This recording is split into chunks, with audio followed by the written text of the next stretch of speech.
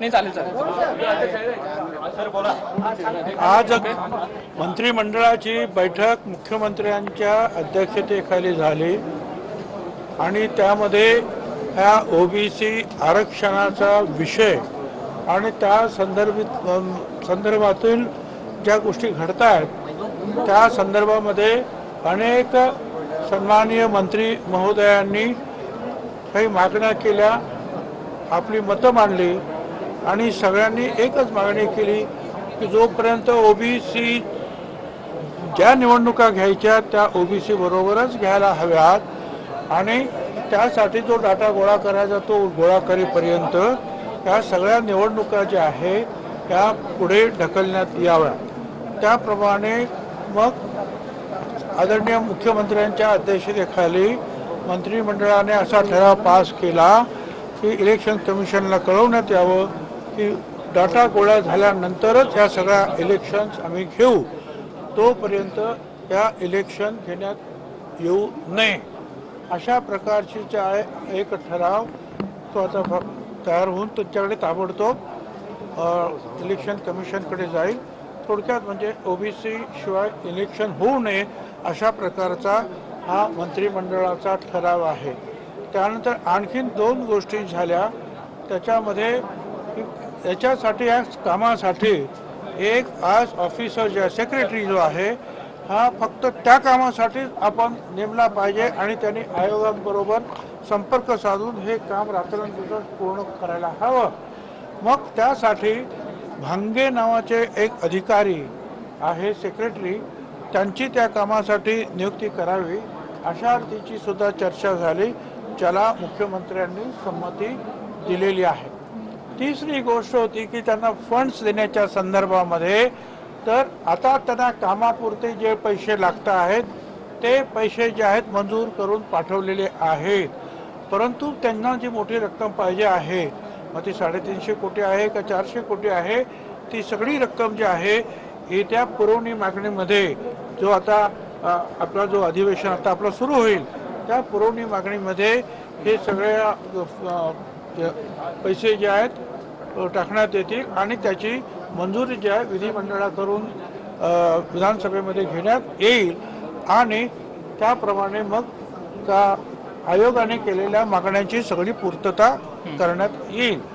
अशा रीतीने महत्त्वाच्या 3-4 गोष्टीवर सन्मान्य मंत्रिमंडळाने मुख्यमंत्र्यांच्या अध्यक्षतेखाली निर्णय घेतलेले आहेत. सर्वोच्च न्यायालयाने जो निकाल दिलेला आहे की या जे सांगितलं ते त्याच्यावर हेच चाल पुढे हिंदी सर हिंदी में जो है आज ओबीसी के बारे में जो भी चर्चा हुई है मंत्रिमंडल में, महाराष्ट्र के मुख्यमंत्री के सम्मान्य आदरणीय मुख्यमंत्री थे तो वहाँ सारे मंत्री लोगों ने कहा कि ओबीसी के सिवा इलेक्शन लेना ठीक नहीं होगा, इसलिए ये पारित किया गया प्रस्ताव कि ओबीसी का डाटा जमा करके तुरंत जो है ओबीसी को न्याय मिलना चाहिए, इसलिए तब तक के लिए सारे इलेक्शन जो है उसको पोस्टपोन किए जाए, नंबर 1. नंबर 2, अब काम के लिए काम चलाने के लिए उनके पास तब जो पैसा उनको चाहिए था वो दिया है, बाकी जो बड़ी रकम है वो आने वाला जो सेशन है अधिवेशन है विधानसभा का उसमें जो है वो उसको मान्यता दी जाएगी और सारा पैसा जो मांग रहे हैं आयोग वो ठीक ढंग से उनको दिया जाएगा. वो प्रस्ताव वहाँ भी पारित कर लेंगे हम विधानमंडल में अधिवेशन में. और तीसरी बात, इसके लिए भांगे नाम के एक सेक्रेटरी जो है उनकी जो है तुरंत ताबड़तोड़ नियुक्ति करेंगे कि जो सिर्फ वो यही काम करेंगे कि आयोग के साथ संपर्क करते हुए ये डाटा जमा करने का काम तुरंत शुरू करेंगे. तो ये 3 मुद्दे के ऊपर मंत्रिमंडल ने आदरणीय मुख्यमंत्री महोदय के अध्यक्षता में निर्णय लिए हैं. सर्वोच्च न्यायालयाच्या निकालाचा काही आडकाठी येऊ शकते का? तुम्ही जे निवडणूक आयोगाला विनंती करणारा ठराव पाठवला, मंत्रिमंडळाने निर्णय घेतलेला आहे की आम्ही ओबीसी शिवाय निवडणूक घेऊ नये घेता येणार. भुजबल साहब, देवेंद्र फडणवीस ने आरोप लगाया है कि उन्होंने पहले सुझाया था कि इस तरह की चीजें होनी चाहिए. चलो ठीक है. और भूमिका है बात यह है कि आप अगर वो बोलते हैं, आज सुप्रीम कोर्ट में भारत सरकार ने क्या कहा कि ये जो डाटा जमा कर दिया है, देखिए मैंने फिर से कहता हूँ, मैं हमने ये बात सुप्रीम कोर्ट में रखी कि हम लोग महात्मा फुले समता परिषद हम सुप्रीम कोर्ट में गए थे कि 2011 के जनगणना में ओबीसी की जनगणना की जाए। उसके बाद में जो है मुंडे साहब, मोइली साहब, फिर सारे जो यादव लीडर्स वो सारे खड़े हो गए और उन्होंने कहा कि जनगणना ओबीसी की 2011 के जनगणना के साथ करो। उसके ऊपर जो है प्रणब मुखर्जी साहब ने ये कहा था कि भाई 100 लोग खड़े हैं तो अब इसको जो हमको काम करना होगा, और उन्होंने वो कहा कि हम जनगणना करेंगे, मगर वो जनगणना जो है हट के दूसरे जो सेंसस कमीशन से करना था वो नहीं किया। वो आरडीडी ग्राम विकास और नगर विकास के माध्यम से, 2 डिपार्टमेंट के माध्यम से वो डाटा जमा कर दिया गया। अब वो डाटा जो मुंडे साहब ने भी कहा था ये ओबीसी का जो डाटा हमको चाहिए, और उसके ऊपर वो जो डाटा जमा कर दिया था अभी तक। फिर फडणवीस साहब जब मुख्यमंत्री थे उन्होंने अध्यादेश निकाला तो केंद्र सरकार को, नीति आयोग को वहां यहाँ लिखा कि हमको ये ओबीसी की जो ये ट्रिपल टेस्ट पूरी करने के लिए वो इंपेरिकल डाटा दो, मतलब ओबीसी का डाटा दो। तो सबको ये मालूम था कि ये ओबीसी का डाटा है जो उन्होंने जमा कर दिया।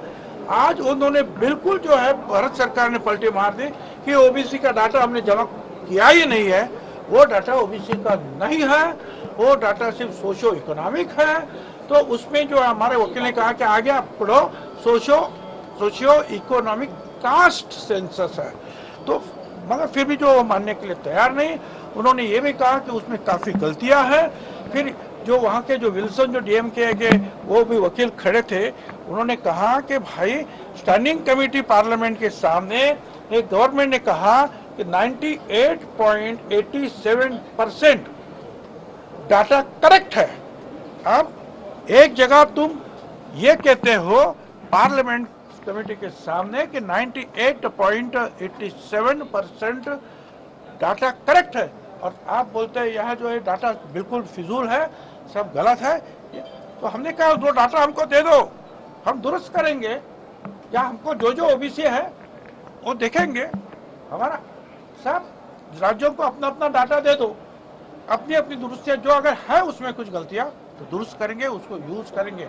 मगर भारत सरकार के वकील मानने के लिए तैयार नहीं। इसलिए ये जो 2 केस थे उसमें से एक केस जो है वो हमारे खिलाफ गई कि भाई वो डाटा नहीं देंगे, नहीं दे रहे हैं, खत्म हुई बात। जो हम डाटा दे दो, कोर्ट कहे भारत सरकार को कि डाटा दे दो, ये पहली केस थी जिसके ऊपर 2 दिन चर्चा हुई। और हमारे तरफ से जो है शेखर नाफड़े साहब, मुकुल रोहटगी, दुष्यंत दवे, फिर विल्सन आदि बड़े अच्छे वकील जो है 2 दिन बहस करते रहे कि वो डाटा हमको देने के लिए कहो, मगर उन्होंने नहीं दिया। फिर दूसरी केस ये थी कि जो मुकुल रोहटगी और सब लोगों ने सामने रखी कि एक तो इलेक्शन साथ सब हो जाए, हम जल्द से जल्द 3 महीने के भीतर, पहले हम 6 महीने बोले थे, 3 महीने के भीतर हम रात दिन एक करते और आपको डाटा जमा करके देंगे, सब इलेक्शन जैसे ओबीसी के साथ किए जाए, या तो जुलाई तक जो है, या 3 या 4 महीने तक जो है सारा इलेक्शन पोस्टपोन किया जाए और तब तक हम डाटा जमा करते। दोनों ऑप्शन हमने रखे थे कि एक तो सारा इलेक्शन एक साथ हो, या सारा इलेक्शन आगे किया जाए और डाटा जो है हम रात दिन एक करते हुए जमा करें। ये भी कहा, उसके बावजूद जो है दुर्भाग्यवश जो है वो उन्होंने कहा कि नहीं, ये इलेक्शन करो, जनरल में करो, ये करो, ऐसी कुछ बातें हैं। अभी 17 जनवरी को फिर से उन्होंने कहा कि हम 17 जनवरी को फिर से क्या क्या हुआ है इसका जायजा लेंगे और फिर आगे बोलेंगे। सर, साधारणतः असं तज्ञांचं असं म्हणणं आहे की भूकंप किंवा एखादी मोठ्या आपत्ती व्यतिरिक्त अशा निवडणुकांचा कालावधी वाढवता येत नाही आणि सुप्रीम कोर्टाने असं म्हटलेलं ठीक आहे, आमच्या असा शेवटी लोकशाही आहे, हे मंत्रिमंडळ जे आहे लोकांनी सरकार निर्माण लोकांनी केलेलं आहे, ज्या लोकांमध्ये 54% ओबीसी आहे आणि त्याच लोकांवर त्यांच्या अधिकारावर त्यांच्या कायद्यानं दिलेल्या अधिकारावर जर गदा येत असेल, आम्ही हेही सांगितलं की बा सरकार हे चुकलं का सरकार ते चुकलं बाजूला चला, परंतु 54% लोक जे आहे या लोकशाहीतले त्यांनी काय गुन्हा केला की त्यांचा तुम्ही हक्क डावलता आहात, त्यांचा हक्क त्यांना मिळाला पाहिजे, ही सुद्धा बाजू आमच्या वकिलांनी तिथे मांडली। एक ओबीसी घटकांचे नेते म्हणून तिथे त्यांनी ते वकील म्हणून ते उभे राहिले, पण दुर्दैवाने जे काही झालं ते तुमच्या समोर आहे। आमदार आणि नेते म्हणतात की याला चौकटीत हा निर्णय निवडणुका पुढे ढकलण्याचा तो बसू शकतोय का या परिस्थितीमध्ये? मंत्रिमंडळाने निर्णय घेतलेला आहे आणि तो त्यांना कळवण्यात येईल इलेक्शन कमिशनला। निवडणुका ज्या आहे पुढे जोपर्यंत डाटा जमा होत नाही आणि ओबीसीचा सुद्धा इन्क्लुजन त्याच्यामध्ये होत नाही, ओबीसीचा हा जो गुत्था जो आहे तो सुटत नाही तोपर्यंत इलेक्शन पुढे ढकलण्यात येईल। भाजपच्या नेत्यांचा आणि आमदारांचा आरोप आहे की ह्याला सर्वस्वी महाविकास आघाडी आणि त्याचं उत्तर दिलेलं आहे। थांबा हो तुम्ही, मग आता मी मगापासून काय बोललो की ज्या गोष्टीला मुंडे साहेबांपासून तर फडणवीसांपर्यंत सगळ्यांनी सांगितलं हा ओबीसीचा डाटा, त्याचा एम्पिरिकल डाटा फडणवीसांनी मागितला। मुंडे साहेबांनी समीर भुजबळ, पवार साहेब, मोहिली वगैरे यादव सगळे उभे राहिले होते की ओबीसीची जनगणना करा, त्याप्रमाणे ते केली। आता ते म्हणतात बरं त्यांची जी पत्र आली फडणवीसांपासून त्याच्यात हे कुठेच म्हटलेलं नव्हतं की हा ओबीसीचा डाटा तुम्ही आमच्याकडे मागू नका, ओबीसीचा डाटा आमच्याकडे नाही। ते काय सांगत राहिले त्याच्यात चुका आहे, काय सांगत राहिले या आम्हाला दुरुस्ती करायची आहे। दुरुस्ती करण्यासाठी पनघडिया म्हणून त्यांची नेमणूक केली सेक्रेटरी चेअरमन म्हणून, त्याला 5 सदस्य द्यायचे होते, 5 वर्षामध्ये भारत सरकारने त्यांना सदस्य दिले नाहीत, पनघडिया राजीनामा देऊन निघून गेले। हा सुद्धा मुद्दा जो आहे सुप्रीम कोर्टामध्ये चर्चेला गेला, त्यांची जबाबदारी होती त्यांनी ती पार पाडली नाही। शेवटी त्यांनी एकदमच दुसराच स्टँड घेतला की ओबीसीचाच डाटा नाही, संपला विषय, काय करणार। आता ही अशी परिस्थिती आहे। हा सुद्धा मुद्दा आला की जनगणना करणं हे काम फक्त भारत सरकारचंच आहे आणि सेन्सस कमिशन करणार, दुसरे राज्य कशी काय करू शकतात, हा सुद्धा मुद्दा जो आहे तिथे चर्चेला आला। आता हे सगळे मुद्दे जे मांडले त्याच्यानंतर जो निर्णय आला तो हा आहे आणि त्याच्यावर जे आहे आता जे काही मंत्रिमंडळाने जे मांडलं, सर हा निर्णय जो आहे सुप्रीम कोर्टाचा निर्णय हा देशाला सगळ्याच ठिकाणी लागू होणार आहे। आता हा महाराष्ट्रापुरता जरी आपल्याला दिसत असला तर याचा इम्पॅक्ट आमच्या केस नंतर एक मध्य प्रदेशची केस आली, ते एका मला असं वाटतं एका संस्थेपुरती काहीतरी आली होती आणि त्याच्यामध्ये त्यांनी ओबीसीचा जो आहे हे केला होता, म्हणजे निर्णय घेतला होता आणि ओबीसीला काहीतरी ते पद दिलं होतं। तर त्यांनी ते सुद्धा सांगितलं की नाही आता हा निर्णय सगळ्यांना लागू झालेला आहे। त्याच्यामुळे परत पॉंडिचेरीची तिथे केस आलेली आहे, परत आणखी दुसरे जे आहेत लोकांच्या केसेस चालत आणि काही लोकांनी जे आहे त्यांचा निर्णय 4 मार्चला आल्यानंतर काही लोकांनी निवडणुका घेतल्या। आता तिथे सुद्धा जर कोर्टामध्ये गेलं तर तिथे काय ते म्हणाले की आम्ही बघू काय करायचं, ते करेक्टिव्ह डिसिजन काय घ्यायचे ते।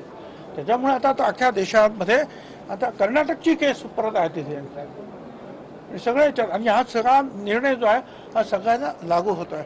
त्यामुळे माझे आपल्याद्वारे सर्व सांसद सदस्यांना, सर्व लोकसभेच्या सदस्यांना, सारे जो सांसद है वो इसके ऊपर जो है विचार विमर्श करे कि सारे देश को जो है अब ये कानून मतलब कि ये निर्णय लागू हो रहा है और ओबीसी का हक जो है मारा जा रहा है, तो इसके लिए कुछ न कुछ पार्लियामेंट में आवाज उठाकर सरकार कुछ कदम उठाए, इसके लिए सारे सांसदों ने कोशिश करनी चाहिए।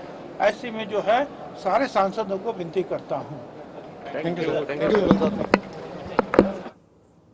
ओबीसी आरक्षणाशिवाय निवडणुका नाही, कॅबिनेटमध्ये या प्रस्तावाला मंजुरी देण्यात आलेली आहे। स्थानिक स्वराज्य संस्थांच्या निवडणुका पुढे ढकलण्याचा प्रस्ताव आहे, तो प्रस्ताव कॅबिनेटमध्ये मंजूर झालेला आहे। निवडणुका पुढे ढकलण्यासाठी निवडणूक आयोगाकडे पत्र लिहिलं जाणार असल्याचंही मंत्री छगन भुजबळ यांनी सांगितलेलं आहे। निवडणूक आयोगाकडे याबाबतचं पत्र पाठवलं जाईल।